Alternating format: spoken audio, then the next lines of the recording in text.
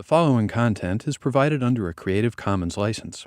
Your support will help MIT OpenCourseware continue to offer high-quality educational resources for free.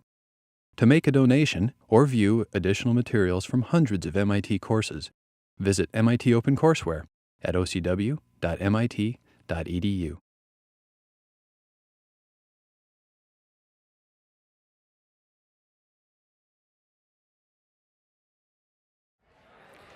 All right, everyone, let's get started. So today's lecture and Wednesday's lecture, we're going to talk about this thing called object-oriented programming. And if you haven't programmed before, I think this is a fairly tough concept to grasp. But hopefully with many examples and just by looking at the code from available from the lectures, you'll hopefully get the hang of it quickly. So let's talk a little bit about objects. And we've seen objects in Python so far. Objects are basically data in Python. So every object that we've seen has a certain type. Okay, that we know.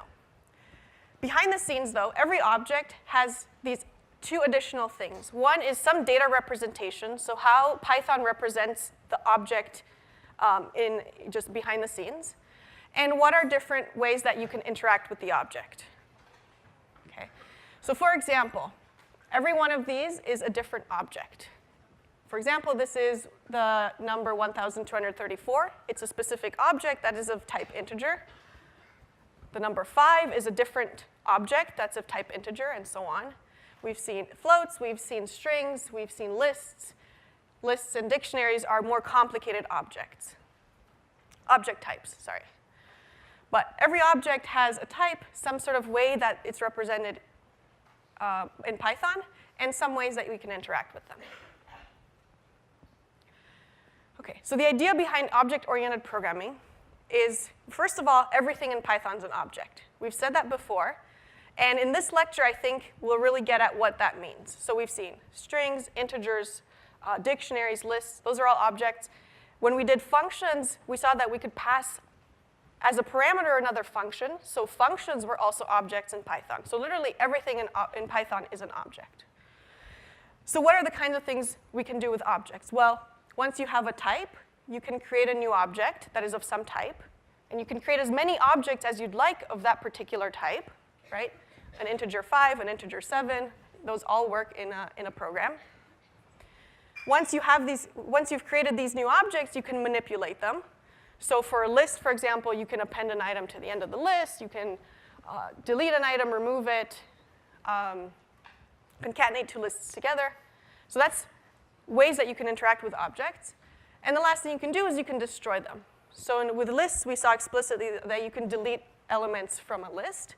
Or you can just forget about them by sort of reassigning a variable to another value. And then at some point, Python will collect all of these dead objects and reclaim the memory. So let's continue exploring what objects are. So let's say I have these two separate objects. One is a blue car, one is a pink car. So objects are really data abstractions. So these two cars can be created by the same blueprint. Okay? This is a blueprint for a car. And if an object is a data abstraction, there's two things that this abstraction is going to capture. The first is some sort of representation. What is going to represent the car? What data represents a car object? And the second is, what are ways that we can interact with the object? So if we think about a car blueprint, some general representation for a car could be the number of wheels it has, the number of doors it has, maybe its length, maybe its height. So this is all part of what data represents the car. Okay? The interface for the car is what are ways that you can interact with it. So for example, you could paint a car, right? So you could change its color. You could have the car make a noise, and different cars might make different noises. Or you can drive the car, right? So these are all ways that you can interact with a car. Whereas the representation are what makes up the car, what data abstractions make up the car. Let's bring it a little closer to home by looking at a list. So we have this data type of list, right? We've worked with lists before. The list with elements 1, 2, 3, and 4 is a very specific object that is of type list. Okay? Again, we think about it in terms of two things. One is what is the data representation of a list? So behind the scenes, how does Python see lists? And the second is, how do you interact with lists? So what are ways that you can manipulate a list object once it's created? So behind the scenes, you have a list L, which is going to be made up of essentially two things. One is going to be the value at specific index. Okay? So at index 0, it has the value 1, right, because it's the first element in the list. And the second thing that represents a list is going to be this second part, which is a pointer. And internally, this pointer is going to tell Python where is the memory location in the computer where you can access the element at index 1. So it's just essentially going to be a chain going from one index to the other. And at the next memory location, you have the value at index 1, and then you have another pointer that takes you to the location in memory where the index 2 is located. And at index 2, you have the value, and then the next pointer, and so on and so on. So this is how Python internally represents a list. Okay? How you manipulate lists, we've done this a lot, right? You can index into a list, you can add two lists together, you can get the length, you can append to the end of a list, you can sort a list, reverse a list, and so many other things, right? So these are all ways that you can interact with the list object as soon as you've created it. So notice both of these, the internal representation and how you manipulate lists, you don't actually know internally how these are represented, right? How did whoever wrote the list class decide to implement a sort? We don't know.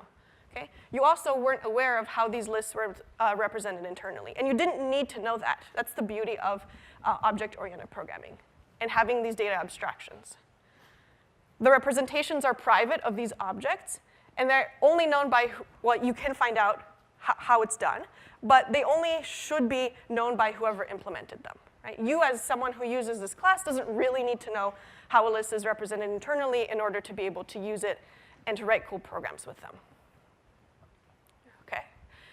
So just final motivation here before we start writing our own types of objects is the advantages of object-oriented programming is really that you're able to bundle this data, bundle some internal representation and some ways to interact with a program into these packages. And with these packages, you can create objects. And all of these objects are going to behave the exact same way. They're going to have the same internal representation and the same way that you can interact with them. Okay? And ultimately, this is going to contribute to the decomposition and abstraction ideas that we talked about when we talked about functions. And that means that you're going to be able to write code that's a lot more reusable and a lot easier to read in the future. Okay. So just like when we talked about functions, we're going to sort of separate the code that we talk about today into code where you implement a data type and code where you use an object that you create. Okay? So remember when we talked about functions, you were thinking about it in terms of writing a function, so you had to worry about the details of how you implement a function. And then you had to worry about just how to use a function, right? So it's sort of the same idea today. So when you're thinking about implementing your own data type, you do that with this thing called a class. Okay? And when you create a class, you're basically going to figure out what name you want to give your class, and you're going to define some attributes. And the attributes are going to be the data representation and ways that you can interact with your object. So you, as the programmer of this class, are going to decide how you want people to interact with your object and what data this object is going to have. So for example, someone wrote code that implements a list class, right? And we don't actually know how that was done, but we can find out. So creating the class is implementing the class and figuring out data representation and ways to interact with the class. Once that's done, you can then use your class. And you use the class by creating new instances of of the class. So when you create a new instance, you essentially create a new object that has the type, the name of your class. And you can create as many objects as you'd like. You can do all the operations that you've defined on the class. So for example, someone wrote the code to implement a list class, and then you can just use the list class like this. So you can create a new list. You can get the length of the list. You can append to the end of the list, and so on and so on. OK. So let's start defining our own types. Okay? So now you're going to define classes. You're going to write classes which are going to define your own types of objects. So for today's lecture, we're going to look at code that's going to be in the context of a coordinate object. Okay? And a coordinate object is essentially going to be an object that's going to define a point in an xy plane. Okay? So x comma y is going to be a coordinate in a 2D plane. So we're going to write code that's going to allow us to define that kind of object. So the way we do that is we have to define a class. So we have to tell Python, hey, I'm defining my own object type. So you do that with this class keyword. So you say class. Then you say the name of your type. In this case, we're creating a type called coordinate. Just like we had type list, type string, and so on, this is going to be a type called coordinate. And then in parentheses here, you put what the parents of the class are. For today's lecture, the parent of the classes are going to be this thing called object. An object is the very basic type in Python. It is the most basic type in Python. And it implements things like being able to assign variables. So really, really basic operations that you can do with objects. Okay? So your coordinate is therefore going to be an object in Python. All right, so we've told Python we want to define an object. So inside the class definition, we're going to put attributes. So what are attributes? Attributes are going to be data and procedures that belong to the class. Okay? Data are going to be the data representations, and procedures are going to be ways that we can interact with the object. Okay? The fact that they belong to the class means that the data and the procedures that we write are only going to work with an object of this type. Okay? If you try to use any of the data or the procedures with an object of a different type, you're going to get an error, because these objects, this data and these attributes, will belong to this particular class. Okay? So the data attributes is what is the object, right? What is the data that makes up the object? So for our coordinate example, it's going to be the x and y values for a coordinate. We can decide they can be ints. We can decide that we can let them be floats. But it's going to have one value for the x coordinate and one value for the y coordinate. So those are data attributes. And procedural attributes are better known as methods. And you can think of a method as a function, except that it's a function that only works with this particular type of object, so with a coordinate object in this case. Okay? So the methods are going to define how you can interact with the object. So in a list, for example, we've said that you can append an item to the end of the list. We can sort a list, things like that. So when you're defining methods, you're defining ways that people can interact with your object. So for example, for a coordinate object, we can say that we can take the distance between two coordinate points. Okay? And that's going to be a way that you can interact with two coordinate points. And just to be clear, these are going to belong to this class, which means that if you try to use this distance method on two lists, for example, you're going to get an error, because this distance method was only defined to work with two coordinate type objects. All right, so let's carry on and continue implementing our class. So we've written this first line so far, class coordinate object. So now let's define attributes. First thing we're going to define are data attributes. And generally, you define data attributes inside this init. And this is underscore underscore init underscore underscore. And it's a special method or function in a class. And the special method tells Python when you implement this special method, it tells Python, when you first create an object of this type, call this method, or call this function. So how do we do that? So let's implement it. So you say def, because it's just a function. The name is the special name init. And we give it some parameters, right? Just like any other function. These last two parameters are x and y, which are going to represent the x. It's going to represent how you create a coordinate object. So you give it a value for the x coordinate, and you give it a value for the y coordinate. This self, however, is a little bit trickier. So the self is going to be a parameter, when you define this class, that represents a particular instance of the class. Okay? So we're defining this coordinate object in sort of a general way, right? We don't have a specific instance yet, because we haven't created an object yet. But this self is going to be sort of a placeholder for any sort of instance when you create the object. So in the definition of the class, whenever you want to refer to attributes that belong to an instance, you have to use self dot, so this dot notation.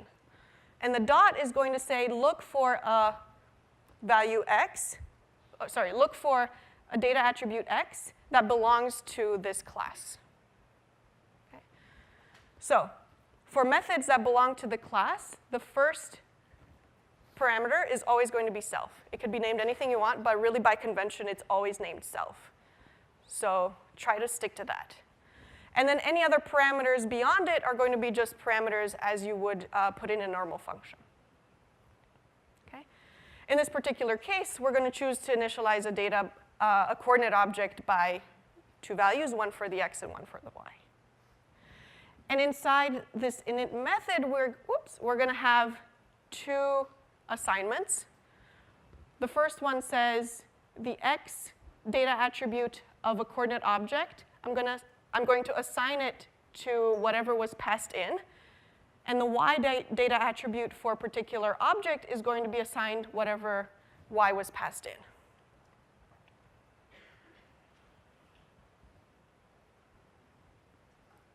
Questions so far about how to write this init? Yeah, question.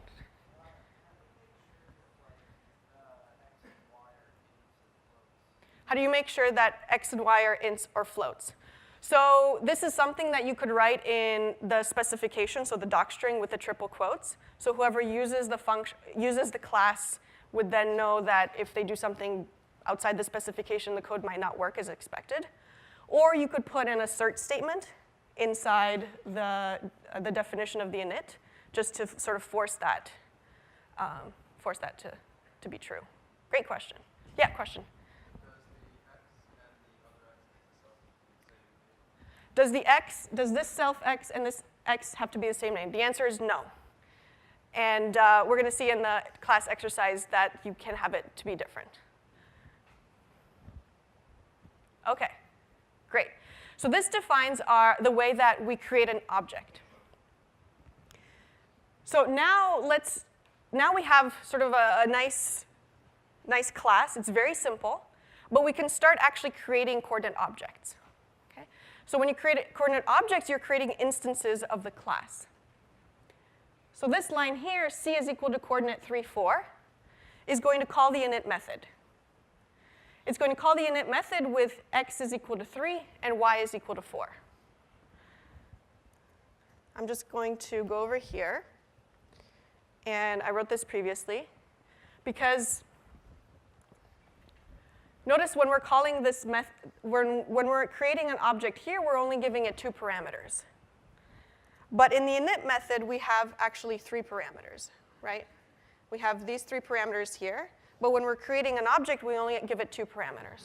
And that's OK, because implicitly, Python's going to say self is going to be this object c, so just by default. Okay? So when you're creating a coordinate object, you're passing it all the variables except for self. So this line here is going to call the init, and it's going to do every line inside the init. So it's going to create an x data attribute for c, a y data attribute for C, and it's going to assign 3 and 4 to those respectively. This next line here is origin equals coordinate 0, 0, creates another object, okay? It's another coordinate object whose value for x is 0 and whose value for y is 0. Okay, so now we have 2 coordinate objects. We can access the data attributes using this dot notation, and we've seen that before, right? When we've worked with lists, we'd say something like l.append, right, when we create a list. So the same dot notation can be used with your own objects in order to access data attributes. So here, this is going to print 3 because the x value for object C is 3, and the next line, print origin x, is going to print 0 because the x value for the object origin is 0. Okay, so we've created a coordinate object. We've defined the init method, so we have a way to create objects when we use the class, and then we can access the data attributes. But that's kind of lame, right? Because there isn't anything cool we can do with it. There isn't ways to interact with this object. So let's add some methods. Okay, remember, methods are going to be procedural attributes that allow us to interact with our object. Okay?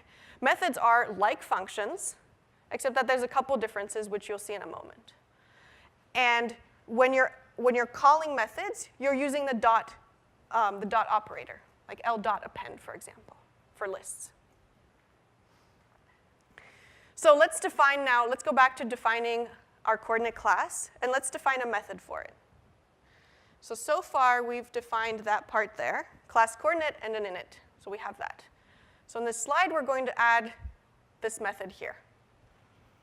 So this method here is going to say, I'm going to define a method called distance, and I'm going to pass in 2 parameters. Remember, self, the first parameter, is always going to be the instance of an object that you're going to perform the operation on. So pretty much by convention, it's always named self. Okay? And then for this particular method, I'm going to give it another parameter, and I can name this whatever I want. I'm naming it other. And this is going to represent the other coordinate object for which I want to find the distance from myself. Okay? So here I'm going to just implement the Euclidean distance formula, which is x1 minus x2 squared plus y1 minus y2 squared and square root of all that. So that's what I'm doing inside here. Okay? Self and other are coordinate objects. Inside this method, I have to refer to the x data attributes of each object if I want to find the difference between the 2 x values from them. So that's why I'm doing self.x here, right? If I just did x, I would be accessing just some variable named x in a program, which actually isn't even defined, right? So you always have to refer when you're talking about, as we're thinking about classes, you always have to refer to whose data attribute do you want to access. Okay? In this case, I want to access the x data attribute of myself, and I want to subtract the x data attribute of this other coordinate, square that, same for y, square that, and then add those and take the square root of that. So notice this method is pretty much like a function, right? You have def, some name, it takes in parameters, it does some stuff, and then it returns a value. The only difference is the fact that you have a self here as the first thing, and the fact that you always have to be conscious about whose data attributes you're accessing. Okay? So you have to use the dot notation in order to decide whose data attributes you want to access. So we've defined the method here, distance. Okay? So this is in the class definition. Now, how do we use it?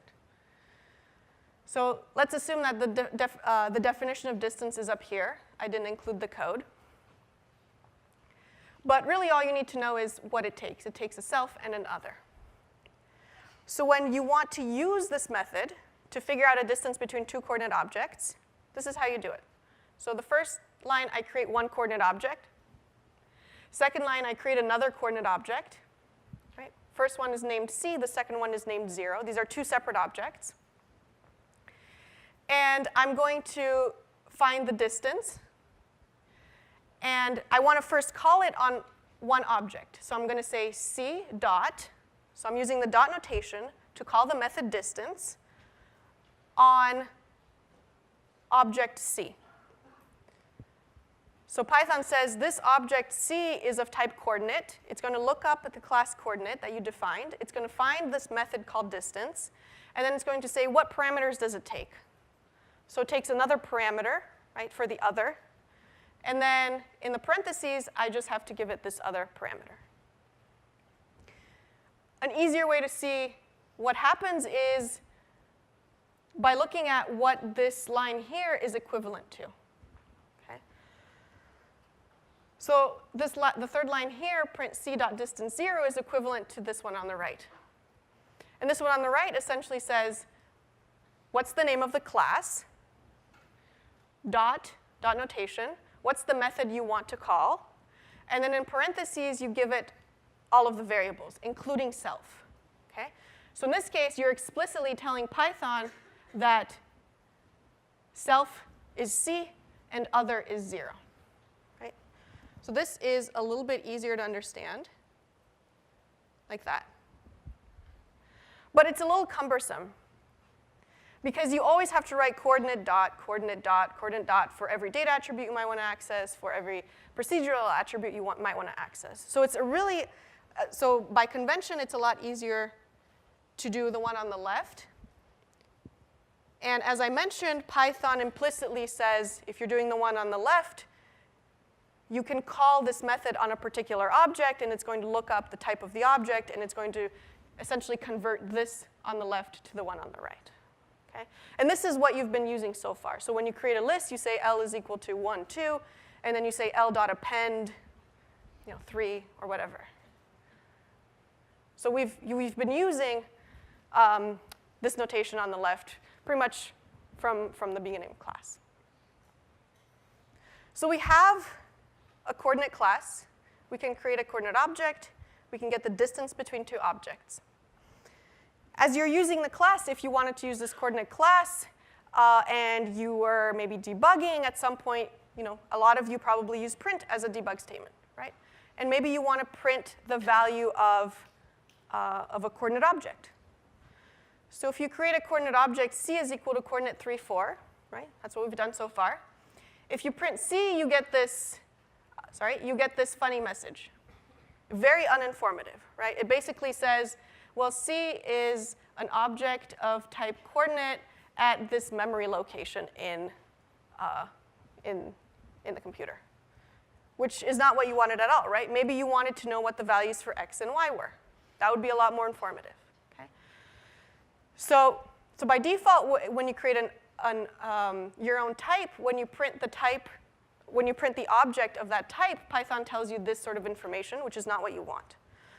So what you need to do is you need to define your own method that tells Python what to do when you call print on an object of this type.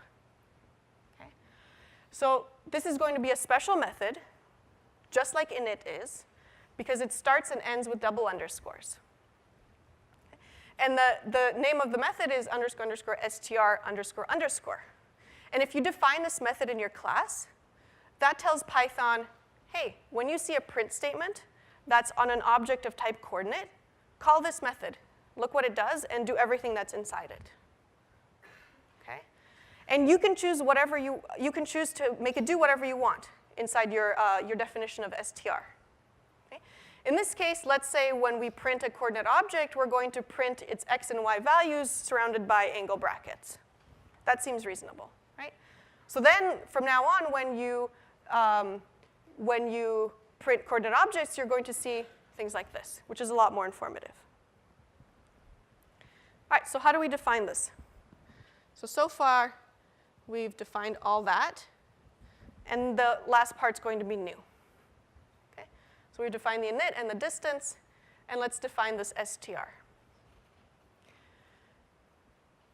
So __str__ is a method.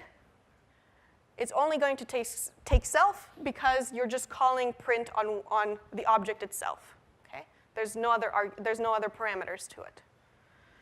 str has to return a string.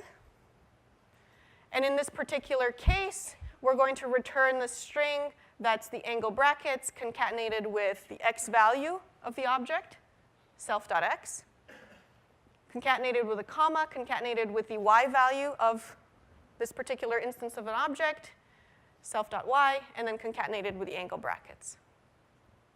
Okay?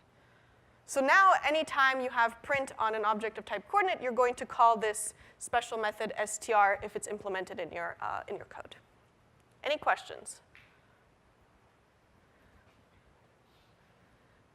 Okay. So let's try to wrap our hand around types and classes, because we've seen a lot today. Okay? Let's create a coordinate object, assign it 3, 4, as we have been, and assign it to variable c. We've implemented the str method, so when we print c, it's going to print out this nice 3, 4 in angle brackets.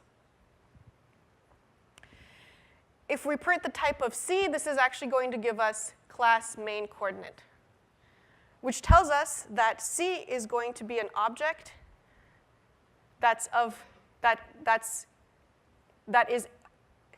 c is going to be an object that is of type class coordinate.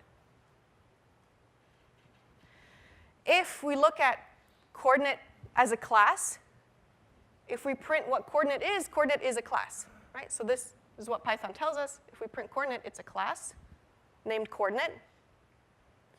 And if we print the type of a coordinate, well, that's just going to be a type. So class is going to be a type. So you're defining the type of an object. Okay?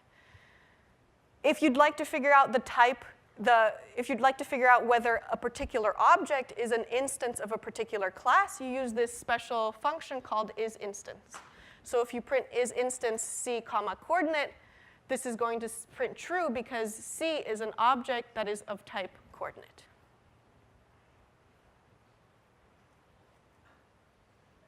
Okay. Couple more words on these special operators. So these special operators allow you to customize your classes, which can add some cool functionality to them. So these special operators are going to be things like addition, subtraction, using the equal sign, greater than, less than, length, and so on and so on. So just like str, if you implement any of these in your classes, this is going to tell Python, so for example, if we've implemented this __add __ in our class, this is going to tell Python when you use this plus operator between two objects of type coordinate to call this method. If you have not implemented this method and you try to add two objects of type coordinate, you're going to get an error because Python doesn't actually know right off the bat how to add two coordinate objects, right? You have to tell it how to do that. And you tell it how to do that by implementing this special method. Same with subtract, same with equal, so if you want to figure out whether two objects are equal. And when you implement these methods in your own class, you can decide exactly what you want to do. So what happens when you add two coordinate objects? Do you just add the x values? Do you just add the y values? Do you add them both together? Do you do whatever you'd like to do? And then you document what you've decided. So let's create a fraction object. Okay, so we've looked at a coordinate. We saw sort of a higher level car object. Let's look at a fraction object. Fraction object is going to represent a number. That's going to be a numerator slash a denominator. Okay, so that's going to be a fraction object. So the way I've decided to internally represent a fraction object is with two numbers. And I've decided that I will not let them be floats. They have to be integers, hence the assert over here. So inside the init, I've decided I'm going to represent the two numbers I'm going to represent my fraction with two numbers, one for the numerator and one for the denominator. So when I create a fraction object, I'm going to pass in a numerator and a denominator. And a particular instance is going to have self.numerator and self.denominator as its data attributes, and I'm assigning those to be whatever is passed into my init. Since I plan on debugging this code, maybe possibly sometime in the future, I'm also including an str method. And the str method is going to print a nice, a nice looking string that's going to represent the numerator, and then a slash, and then the denominator. And then I've also implemented some other special methods. How do I add two fractions? How do I subtract two fractions? And how do I convert a fraction to a float? Okay? The add and subtract are almost the same, so let's look at the add for the moment. How do we add two fractions? Right? We're going to take self, which is the instance of an object that I want to do the add operation on. And we're going to take other, which is the other instance of an object that I want to do the operation on, so the addition. And I'm going to figure out the new top, so the new top of the resulting fraction. So it's my numerator multiplied by the other denominator plus my denominator multiplied by the other numerator, and then divided by the multiplication of the two denominators. So the top is going to be that. The bottom is going to be that. Notice that we're using self dot. Right? Once again, we're trying to access the data attributes of each different instance, right? Of myself and the other object that I'm working with. So that's why I have to do self dot here. Once I figure out the top and the bottom of the addition, I'm going to return. And here, notice I'm returning a fraction object. Okay? It's not a number, it's not a float, it's not an integer. It's a new object that is of the exact same type as the class that I'm implementing. Okay? So as it's the same type of object, then on the return value, I can do all of the exact same operations that I can do on a regular fraction object. Okay? Sub is going to be the same. I'm returning a fraction object. Float is just going to do the division for me. So it's going to take the numerator and then divide it by the denominator. Just divide the numbers. And then I'm defining here my own function, my own method called inverse. And this is just going to take the inverse of the instance I'm calling this method on. And so it's going to also return a new fraction object that just has the denominator as the top part and the numerator as the bottom part. So then we have some code here. So that's how I implement my fraction object. So now let's use it and see what it gives us. A is equal to fraction 1, 4. This is going to be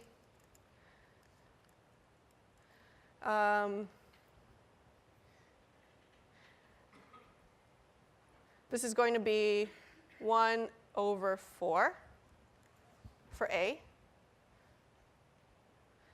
And B is going to be 3 over 4. When I do C,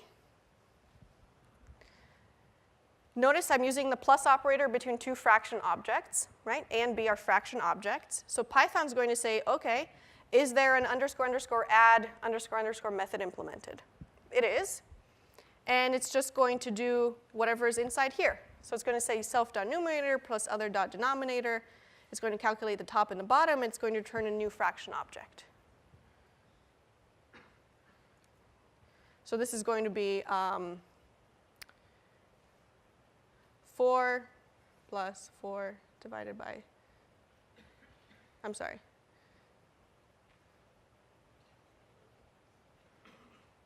4 plus 12 divided by 16, okay? And 16 over 16. So C as a fraction object is going to be 16 for the numerator and 16 for the denominator, right? Because it's a fraction object.